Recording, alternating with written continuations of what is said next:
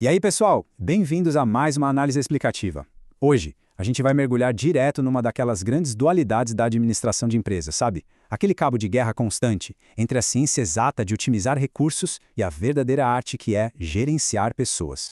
Porque, vamos combinar, navegar nas complexidades do mundo dos negócios está longe de ser uma linha reta.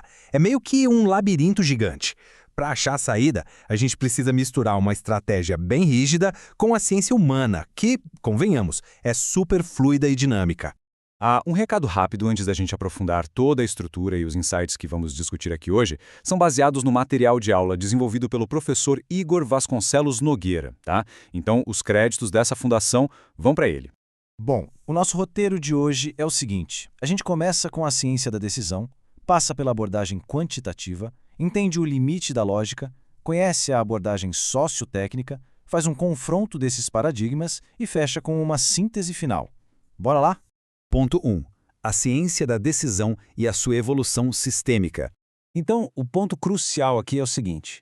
A administração vive fundamentalmente dividida. De um lado, a gente tem aquele desafio mais frio e calculista de decidir como e onde aplicar os recursos do jeito mais otimizado possível. Do outro, a gente tem a verdadeira arte de alcançar esses resultados por meio de seres humanos reais, com todas as suas complexidades e imprevisibilidades.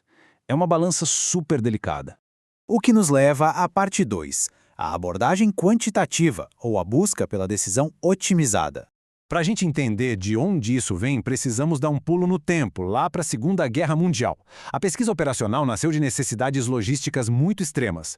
Pensa no desembarque na Normandia. Otimizar o posicionamento de radares ou a distribuição de suprimentos ali não era um exercício de preencher planilha. Era literalmente a diferença entre a vida e a morte. E claro, depois da guerra, a gestão industrial olhou para isso e pensou, precisamos disso. A intuição deu lugar à ciência dura. Entraram em cena a modelagem matemática, ferramentas como o PERT e o CPM para controle de projetos e a dinâmica de sistemas. Basicamente, os algoritmos e modelos assumiram o volante para tentar domar cenários supercomplexos e garantir decisões baseadas puramente na lógica. Mas aí entra o nosso ponto 3, o limite da lógica. O que acontece quando esse modelo falha? Aqui eu jogo uma pergunta crítica para vocês refletirem.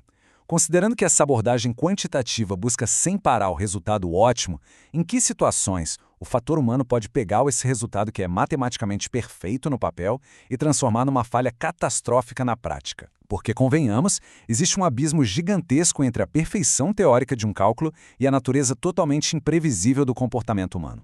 E é exatamente aí que chegamos à nossa parte 4, a abordagem sociotécnica, o encontro entre pessoas e tecnologia. O que é muito interessante nessa história toda é o que rolou nas minas de carvão britânicas. Eles trouxeram tecnologias novas, super eficientes, que prometiam revolucionar a extração, só que fracassaram miseravelmente. Sabe por quê? Porque a tecnologia simplesmente destruiu a estrutura social e as equipes de amizade dos mineiros. O recado foi super claro. A tecnologia não pode, de jeito nenhum, ditar o comportamento humano de cima para baixo isoladamente. Isso traz a gente para o conceito vital de otimização conjunta. A premissa é cristalina e irrefutável. A gente precisa de equilíbrio absoluto. Toda organização é, na real, um entrelaçamento profundo de um sistema técnico com um sistema social. A gente não pode tratar o ser humano como uma engrenagem extra de uma máquina.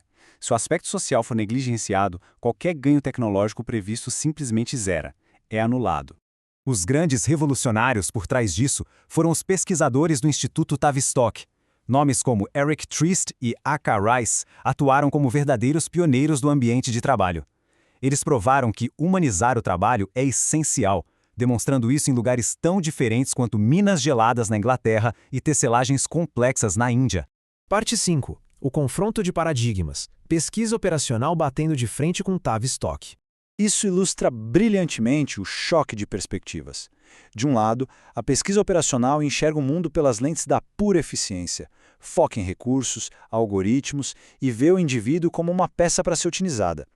Em contraste total, a abordagem de Tavistock olha para o trabalhador como um ser intrinsecamente social, que tem necessidades de satisfação e que atinge sua capacidade máxima trabalhando em grupos semi-autônomos, não sob um microgerenciamento sufocante. E para fechar a nossa jornada, a parte 6, síntese final e o legado nas práticas de hoje.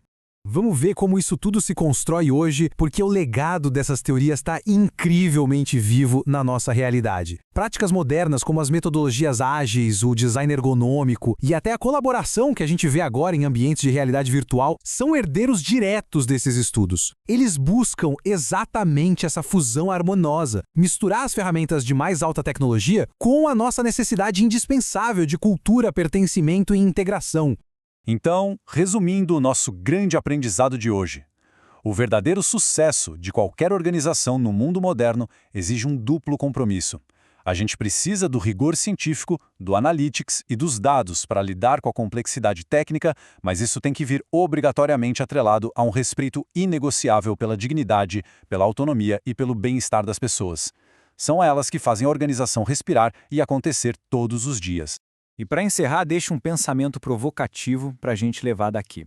Com essa ascensão meteórica da inteligência artificial e de análise de dados super avançadas, como é que as organizações do futuro vão conseguir equilibrar essa racionalidade fria das máquinas com a nossa necessidade essencial de colaboração e de bem-estar? Essa dança contínua entre a técnica e a humanidade é com certeza o que vai continuar moldando o futuro do nosso trabalho. Muito obrigado por acompanharem mais esta explicação e a gente se vê na próxima.